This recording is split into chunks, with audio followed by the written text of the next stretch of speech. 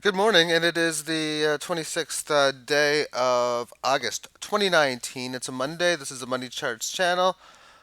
All bets, trades, and of the like always, within each's own risk and their own reward. Bitcoin just continues to, just going sideways within this range. Even the more shorter term symmetricalness still hasn't been broken. Symmetrical meaning an uptrend and a downtrend at the exact same time.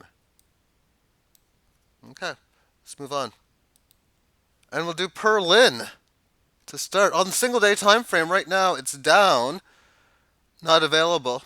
Although it is their top gainer of the day. The daily volatility is a high of 15.15 and a low of 10.30. Let's take a look at this on the 1 minute term time frame because that's all we got, pretty much. It opened at 8 o'clock in the morning. It is 8:43, so it's completing its first hour, and amongst it, 2 minutes in, it goes up to this like where we are now, but 12 and 2/3. 4 minutes later, even 2 minutes later, down to 1084, and then from 806 through 812, it goes up to 1500. And since that point has given back 250 or so points, close to 20%. Oh, there's wild volatility when these things start. And this thing could very easily be at 200 or 300 Satoshi or 8,000 or 5,000 Satoshi in like a week and a half. That's how wild these things can get going when they start. I'm not going to touch it, but it's one of the new ones for today. But we'll go to Doc next, which is one of their top percentage gainers, albeit down about 12 or 13% in the last just the last few minutes. But on the 15-minute term, this is roughly in here where it got going on the 1930 15-minute time frame. When I say roughly, well, maybe exactly. As before this was going on, the market looked like this. You could see just how it was poised and ready to get going here when it was in a 59 ask and a 58 bid at that time. Those who took the 59 price, of course, well, price is now doubled from to this high and almost doubling as of now, but definitely big moves.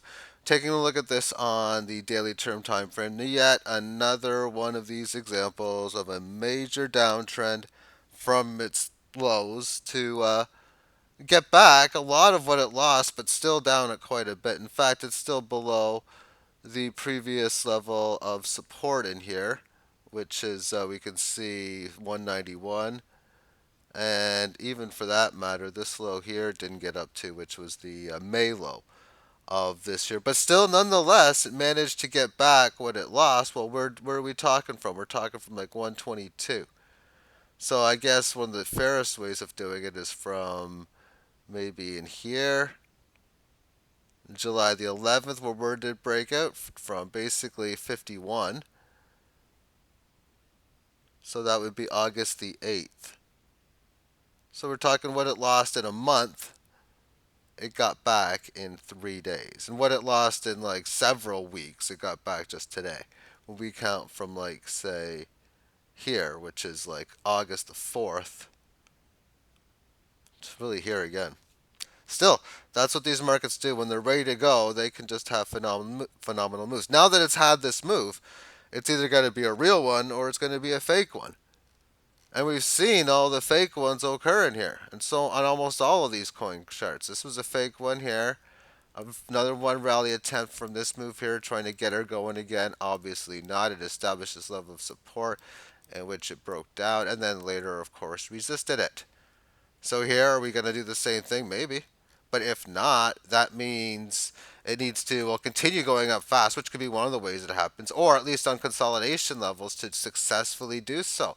And amongst these daily and 8 hour term time frames to find a pattern of higher highs and higher lows, thus pullbacks being successful. For a pullback to continually have higher highs and higher lows, finding a higher low originally is easy. It's just maintaining it. Because even from this move here, this was kind of a higher low to here. That's easy, but making the higher low and making a higher high, that's where it would get difficult. Okay, and then when you see it's able to get above these levels, okay, now we got something going. Maybe it tops here and then higher lows it there. But right now, a lot of them have been a failure, and they will until either they're not or they're completely done, and then the failures are all real, or all the sell-offs from each move, of course. And earlier in the day, when I was taking a look at the gainers on Binance, this is when Doc was at 120, or up 96.72%, with the next best gainer at 28%. And one was 3.54% in here. Well, at the bottom end, anyway. That just tells you right now that overall the sellers are in control. There isn't anything too much pumping right now. Yeah, decent gains with WAN and PhD, and okay, sort of on Lend and WPR. But below that, definitely nothing too fantastic. And now let's switch this off to Go. This is the only thing I've sold this morning. I sold Go Chain and I bought Sky, but I'm hoping to sell a bunch more today. The way this thing will get going. As this thing on the daily time frame is showing a lot of choppy holding in there congestion above and below the 18 average of highs, but nowhere near the lows. So I like this trend that it's following. It's been consistently staying amongst this uptrend that it's had from the bottom on August the 9th. When you're in this, and you know what, I'm going to probably switch this to the 8-hour term time frame and do a print screen on it. And when I push print screen on my keyboard, that means I can paste it. It'll be my clipboard, which is what I've done. That's how I got the top gainers before, just recently shown. So I go in there, push the paste button, and there we have it. So I want to do trend line analysis here, as it's holding that uptrend line as I've been mentioning from the bottom. What's the best trend line? I got so many that I can look at. This thing is just moving so wildly. But we'll go in on here. And what I like to do is I'd try to draw over this like this. Now I can just bring it up and down like this. So is there any key level of resistance? Not really, because but it's, I guess I could go in here, I suppose. But it's had an attempt back to break it here, but it's successfully corrected via this. Even this move successfully corrected in the same time. Now we've had this little small one in here so far, support at this line, and well, if it goes above here, it's another attempt. But anytime it does that, that's where you can have a situation where the rate of ascent goes up much higher, or phenomenal moves. So instead of having a rate of ascent that's in this level, that's not what I want to do. It would be one of a higher rate of ascent. And continuing on within the single hour term, it's just really choppy-ish, sort of more bullish on a neutral level, especially when we consider this low in here, this low to this low. There's really hardly any lower lows at all. And again, I sold this for that of Skycoin. And in viewing my top, I mean, Go for me just happens to be, oh, it's up 3. Bitcoin, that doesn't kind of count really. Komodo and Waves, they're up. Everything is in the red. We look at the top losers. With T-Fuel, DGB, GRS, Theta, Sky, which is what I ended up buying. We'll put the ratio of Go Chain and Sky, but first we'll just wait for it to load. And there was an interesting failed move, and then fast move lower. And for it on the daily time frame, of course, we've seen how Go was showing a little bit of strength amongst the 18 average of highs, and this is showing, okay, a little small failed breakout attempt after this thing got neutral. It's still in the neutral sideways action, and when I say neutral, I mean bands flatten out, so it's in the band flattening out. No real statement of breaking out or breaking down. It's at the low, so its close next level would be breaking down. So when we have this move, it needs to hold the 18 lows for it not to be a failed breakout. Well, So far it's holding, but that's just that so far right now.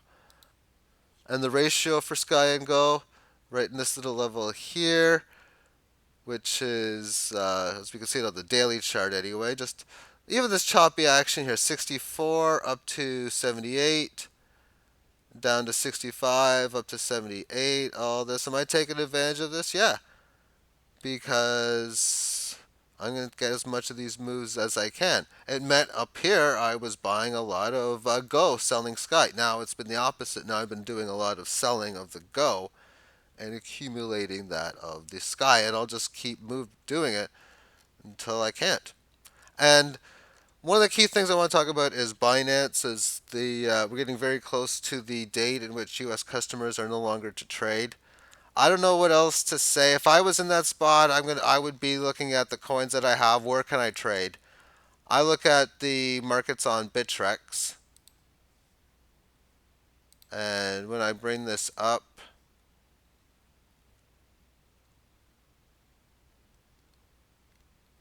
when you see a star in here, that means these are coins that are available, not available to United States, international markets. So I'd have to take a look. Well, I got Raven I could trade here, Ethereum, Ripple, Cardano, Litecoin, Bitcoin SV, GNT, Bitcoin Cash, Spendcoin, and a lot of these ones. I mean, Spendcoin, what's its volume at? 18. That's okay, I suppose. And this is already sorted by top volume. Solvecoin, Ignis. These are so there's Verge. There's a decent amount.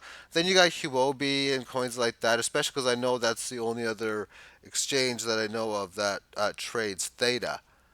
That of Huobi. Probably pronouncing it way wrong. And then Binance, of course. But yeah, Binance is not allowing U.S. customers anymore. Very soon, that is.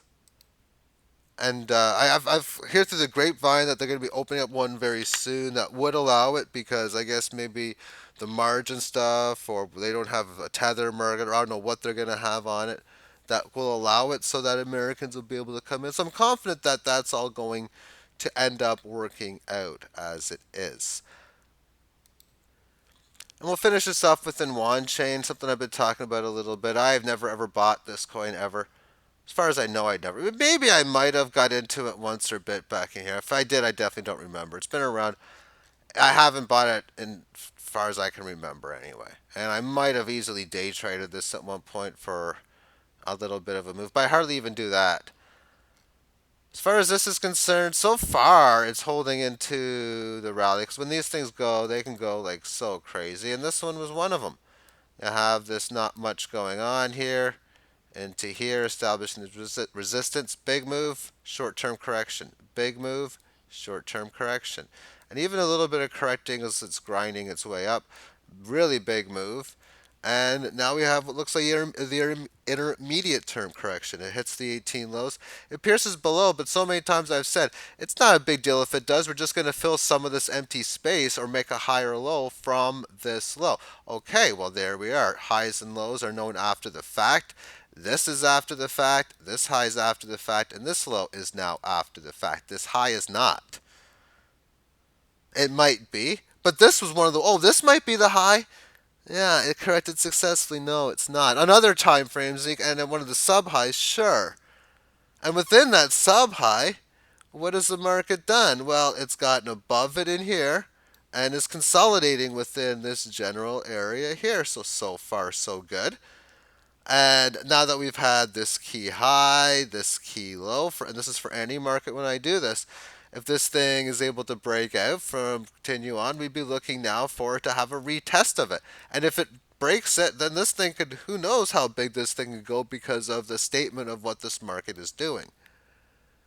And now that it's had this type of gain, if it's going to have any kind of retracements back to the downside, well, it's going to be the exact same thing, and you want to go symmetrical on here for it to, for what we really want to have happen, and that is just like you filled the empty space from here to here within this, now it's filling the empty space from here to this high, so maybe filling lows in here is a higher low, thus keeping any kind of uptrend lines intact. But as this goes on the 3 day, this is another one that's been getting its ass severely kicked, as this has went from 100,000 down to 1,500, about a 70 or 80x decline. But not that's to the bottom. Now we're talking about a 50x decline. That's still pretty large. So in the very, very, very long term, as I'm looking at this on the triple day, it's an attempt to revert this trend. It might succeed, it might fail. This one failed. Of course, this one really wasn't much of an attempt in here. It just flattened it out. But if you do count this attempt here in October 28, most certainly it failed as well. And really, it's hasn't even had a successful long-term move since this thing has gotten going. All it's really had was its first move when it went from 42 to 107. Even that's not much of a move. That's just getting in the game and doubling and a little more, and that's it. So I guess what I could do is I could take a look at this on a better log scale. And you can see more towards how this is its real first attempt, and why it's really important after this long term to really hold and stay above this for, because if it does that, if we come down here, then and it does something like this, then yeah, you can give it the potential for this thing to get going, make an inverted head and shoulders pattern, just any kind of head and low or higher low, establish resistance, and then test it a few times, all that kind of stuff. Of course, right now it's established a level here. If it can do something like stay in this level area in here for a little bit, for maybe like in September, and then get above it later, well, I'd be talking about, okay, well, now we can talk about going into this range between 8,300 and 12, 13,000. Anyway, that'll be it for this video. Thank you for tuning in and have yourself a great day. Bye bye.